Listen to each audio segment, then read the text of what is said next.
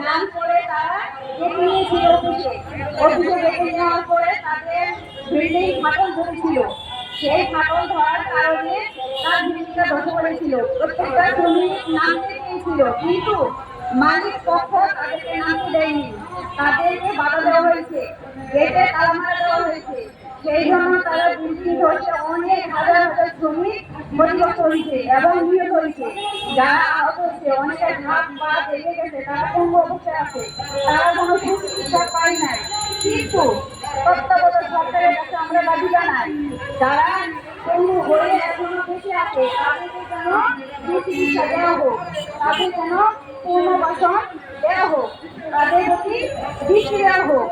এবং আমরা যারা কৃষক শ্রমিক আছি, শিল্প শ্রমিক যারা আছে, যারা মালিক, প্রত্যেকটা মালিক ফ্যাক্টরি ফ্যাক্টরি মালিক যারা আছে, তাদের সরকারের কাছে দাবি এটাই যে প্রত্যেক ফ্যাক্টরি মালিকের কাছে যেন কৃষিমূলক দেওয়া হোক, যেন প্রত্যেকটা ফ্যাক্টরির জন্য চেক করা হোক কোনো ফাটল ধরছে কিনা, আমরা শ্রমিকরা সুস্থভাবে আছি কিনা, সামাজিক সুরক্ষা আছে কিনা, এটা বলে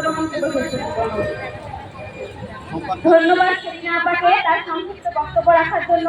আমরা সেলিনা আপার সাথে সবাই একমত হয়ে এই আহ্বান রাখবো যেন রানা প্লাজায় ধ্বংসে রানা সহ সকল আসামিদেরকে দৃষ্টান্তমূলক আওতায় আনা হয় এবং তাদের আহতদের ছেলে মেয়েদের লেখাপড়ার ব্যবস্থা করা হয় এবং যারা এখনো পঙ্গুত্ব জীবনযাপন করছেন তাদের যেন পুনর্বাসনের ব্যবস্থা করা হয়।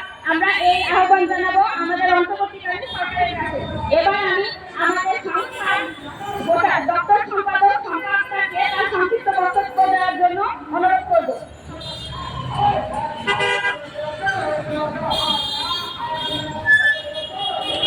হ্যালো, আমি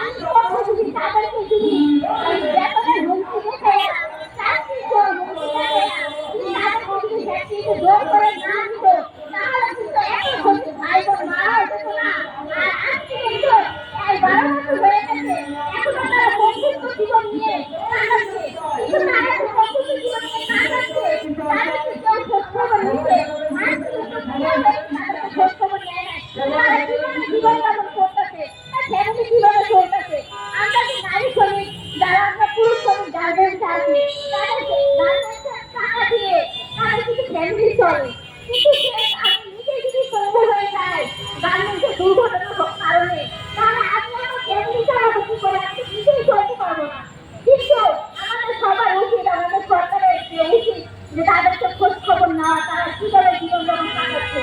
আর রানা প্লাজার মালিক তারা